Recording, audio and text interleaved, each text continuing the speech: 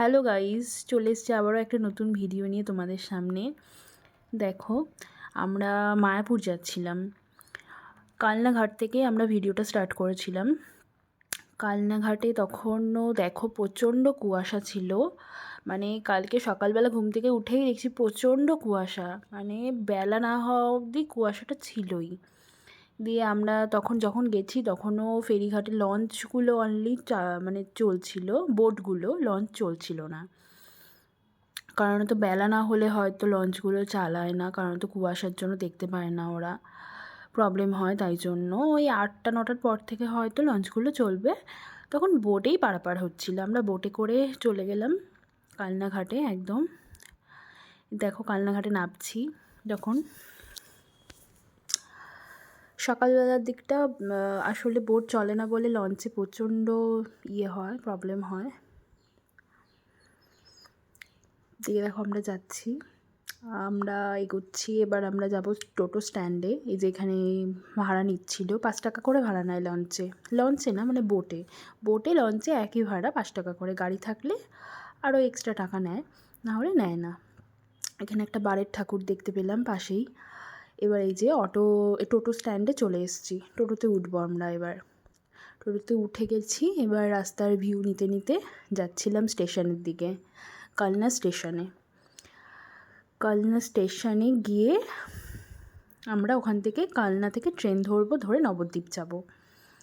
আমাদের যদিও কালনা স্টেশনে গিয়ে অনেকক্ষণ ওয়েট করতে হয়েছে, 1 ঘন্টা প্রায়। আমরা ভেবেছিলাম সকাল সকাল না গেলে ঘাট পারাপারের একটা প্রবলেম হতে পারে, তাই জন্য আমরা বাড়ি থেকে অনেকটাই তাড়াতাড়ি বেরিয়ে গেছিলাম।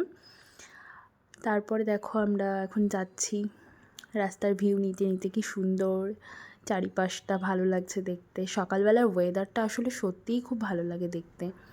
সকালবেলা আসলে ঘুম থেকে ওঠা হয় না, আমার তো ওঠাই হয় না, এবার যারা ওঠে তারা প্রতিদিনই দেখতে পায়। এই দেখো চলে এসেছি ফাইনালি কালনা স্টেশন।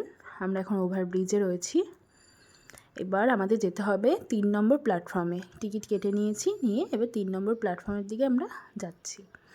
3 নম্বর প্ল্যাটফর্ম থেকেই ট্রেনটা ছাড়বে। তারপরে আমরা একটু বসে থাকলাম, গল্প করলাম, একটু চা খেলাম। খেয়ে আমরা ওয়েট করছিলাম ট্রেনটা কখন আসবে। তারপর অনেকক্ষণ টাইমই আমাদের ওয়েট করতে হয়েছে যে ট্রেনটা আসার জন্য। আমরা 1 ঘন্টা ধরে ওয়েট করছিলাম, মানে বোরিং হয়ে যাচ্ছিলাম সকালবেলা বিশেষ করে। তারপরে আমরা চলে গেছি কালনা থেকে একদম নবদ্বীপের থেকে টোটো নিয়ে আমরা পোড়ামাতলার দিকে যাচ্ছি। তারপরে মাঝে কিছু ভিডিও আর নেওয়া হয়নি, কারণ তো ট্রেনে একটু ভিড় ছিল, তাই জন্য। যে পোড়ামাতলায় পুজো টুজো দেওয়া হয়ে গেছে। এবার আমরা যাচ্ছি ঘাটের দিকে। এবার নবদ্বীপ থেকে আমরা মায়াপুর ঘাটে যাব। নবদ্বীপ ঘাটে চলে এসেছি, যাচ্ছি। এই যে সামনে আছে কৌশিকদা, বনি, তারপর বনির একটা ফ্রেন্ড আছে, সবাই আছি, সৃজা আছে। এরা আমার সবাই রিলেটিভ, কিন্তু আমরা ফ্রেন্ডের মতনই থাকি, যেখানে যাই আমরা একসাথেই যাই, মানে আমাদের একটা গ্রুপ তৈরি হয়ে গেছে এদের সাথে। এবার আমরা যাচ্ছি ঘাটের দিকে, একদম নবদ্বীপ ঘাটে। খুব সুন্দর, ওখানে জানো সবাই পিকনিক করছিল, খুব ভালো লাগছিল দেখতে। নৌকা করে কত সুন্দর পিকনিক করছিল ওখানে, খুব ভালো লাগছিল। আর নবদ্বীপ তো একটা মানে ঠাকুরের একটা ব্যাপার আছে ওখানে, ধাম একটা ব্যাপার আছে, বেশ ভালো লাগে গেলে। দিয়ে তারপরে আমরা ঘাটের দিকে যাচ্ছি হেঁটে হেঁটে। বেশিক্ষণ না, পোড়ামাতলা থেকে একটুখানি, খুব বেশি দূর না, ওই তোমার 10 মিনিট হার্ডলি। দিয়ে আমরা বলছিলাম যে আমরা তিলক কাটবো, সবাই কাটছে দেখলাম ওখানে নবদ্বীপ ঘাটে। দিয়ে আমাদের সবাইকে তিলক করে দিল একজন, এই যে বনি কাটছে, সবাইকে তিলক করে দিচ্ছিল। দিয়ে তিলক করা হয়ে গেছে। দিয়ে এমনি ওদের কোনো ডিম্যান্ড নেই, যে যেরকম দেবে কোনো প্রবলেম নেই। দিয়ে আমরা 4 জন মিলে তিলক কেটেছিলাম, নিয়ে চলে গেলাম আমরা। এই যে একদম টিকিট কেটেছিলাম, টিকিট নিয়েছিল 10 টাকা করে, নবদ্বীপ থেকে মায়াপুর ঘাটে পৌঁছে দেবে। দিয়ে তারপরে আমরা এই যে ফাইনালি নৌকায় উঠে গেলাম। বুঝতে পারছিলাম না, মানে এই দিকে নৌকাটা যাবে না এই পাশে একটা নৌকা ছিল, ওইটা যাবে। দিয়ে সবাই বললো না এইটাতে করেই যাবে। দিয়ে এই যে আমরা নৌকায় উঠে গেলাম ফাইনালি। দিয়ে ওখানে বেশ ভালো লাগছিলো, খুব ভালো লাগছিলো। গঙ্গা দেখতে কার না ভালো লাগে, সবারই ভালো লাগে। আমরা আবার একটুখানি উঁকি মেরে দেখছিলাম গঙ্গা থেকে কিছু দেখা যাচ্ছে কি না, বাট নবদ্বীপের মন্দিরটা কিছু দেখা যাচ্ছিলো না ওখান থেকে। আর যদিও প্রচণ্ড কুয়াশার জন্য মানে কিছুই দেখা যাচ্ছিলো না ভালো করে, মানে গাছগুলো সব সাদা সাদা লাগছিলো দূরে। এই দেখো নবদ্বীপ ঘাটের এখানে কি সুন্দর সবাই মিলে কেউ স্নান করছে, কেউ জল ভরছে গঙ্গার জল, আবার ওইদিকে নৌকাটার মধ্যে পিকনিক করছিল সবাই মিলে। আর এখানে একটুখানি ফটো টটো তুলে নিলাম আমরা। দিয়েই দেখো নৌকাটা ছেড়ে দিয়েছে, আমরা যাচ্ছি এবার নবদ্বীপের দিকে। নবদ্বীপের থেকে মায়াপুর দিকে যাচ্ছি, সরি ভুল বললাম, মায়াপুরের দিকে যাচ্ছি।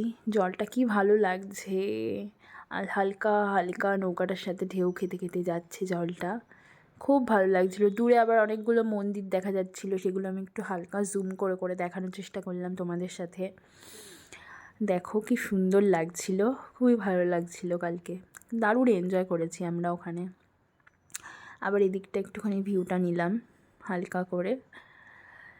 তারপরে আমরা মানে এদিকে ওদিকে দিয়ে তোমার একটা লোক পুতুল বিক্রি করছিল, সেগুলোও দেখছিলাম নৌকার মধ্যে। কি সুন্দর মূর্তি, ছোট্ট ছোট্ট মূর্তি বিক্রি করছিল, বেশ ভালো লাগছিলো। এখানে দেখো একটা সুন্দর মন্দির, কি দারুণ বড় একটা চূড়া দেখা যাচ্ছিলো সাদা কালারের।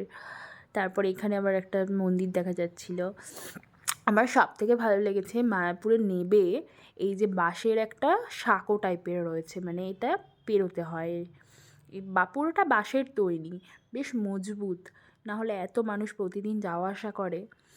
বেশ ভালো লাগছিলো ওই বাঁশের এটাকে পেরোতে।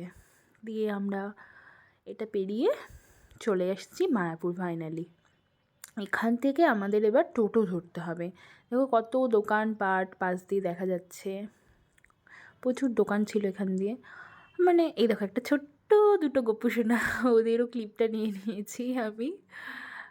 খুব ভালো লাগে আমার গোপাল ঠাকুর, তোমরা তো জানো আমার একটা গোপাল আছে। ওকে আমি নিয়ে যেতে পারিনি, কারণ তো আমি ট্রেনে বাসে করে ট্রাভেল করে অনেক করে গেছি, তো ওকে ওইভাবে নিয়ে যাওয়াটা আমার মানে ঠিক মনে হয়নি। আমি যখন আবার গাড়িতে করে কিংবা টোটো করে একদম ফাইনালি একদম কোথাও নামতে হবে না, একদম চলে যাব, তখন আমি ওকে অবশ্যই নিয়ে যাব। সেই ব্লগটাও তোমরা দেখতে পাবে যদি আমি যাই তো। তারপরে নবদ্বীপে আমরা খাবার খুঁজছিলাম, মানে আমরা চাইছিলাম একটু পরোটা টরোটা খাবো বলে, কিন্তু কোথাও পরোটাই খুঁজে পাচ্ছিলাম না। দেখো কি সুন্দর মন্দির, দারুণ লাগছিল মন্দিরটা দেখতে। মানে মন্দিরের গেট এটা, যদিও ভেতরে মন্দিরটা হচ্ছে এখনও। দিয়ে আমরা পরোটা কোথাও পাইনি, তারপরে একটা জায়গায় দাঁড়িয়ে আমরা কচুরি খেয়েছি। আসলে প্রচুর জায়গায় কচুরি খুঁজেছি, পাইনি। তারপরে দেখো আমরা খেয়ে দিয়ে টোটোতে উঠে পড়েছি।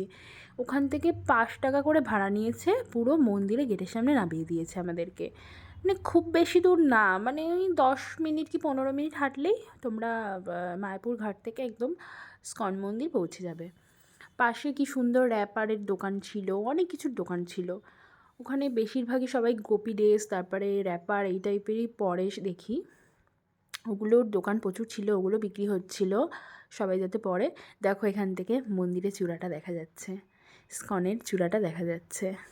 আর এই যে এটা তো নতুন মন্দিরটা, যেটা তৈরি হচ্ছে, এখনও উদ্বোধন হয়নি, এখনও কাজ চলছে, এখনও হয়তো অনেক দিনই লেগে যাবে কাজ হতে হতে। যদিও তোমার মন্দিরটা কমপ্লিট হয়নি, কিন্তু দূরের থেকে দেখতে খুবই সুন্দর লাগছে, দারুণ লাগছে মন্দিরটা দেখতে, অপূর্ব, জাস্ট ওয়াও। দেখো কি সুন্দর লাগছে দেখতে। আমরা কাছেই চলে এসেছি মন্দিরের, আর একটুখানি গেলেই হয়তো নামিয়ে দেবে আমাদেরকে। হ্যাঁ, এবার আমাদের ফাইনালি নামিয়ে দেবে, কারণ তো আমরা চলেই এসেছি মন্দিরের কাছে। আর মন্দিরের কাছে প্রচুর দোকান আছে, এই দেখো দেখছো তো, শাড়ির দোকান, ঠাকুরের জিনিসপত্র যেখানে তৈরি বিক্রি হয় সেসব দোকান, ব্যাগ, সব কিছু পাওয়া যায় এখানে। এখানে খাবারেরও দোকান আছে, অনেক খাবারই পাওয়া যায়। বেশ ভালো লাগে মায়াপুর যেতে, মনটা বেশ ভালো হয়ে যায়, বিশেষ করে রাধা মাধবকে দেখলে। এই দেখো এটা হচ্ছে গেট মায়াপুরের।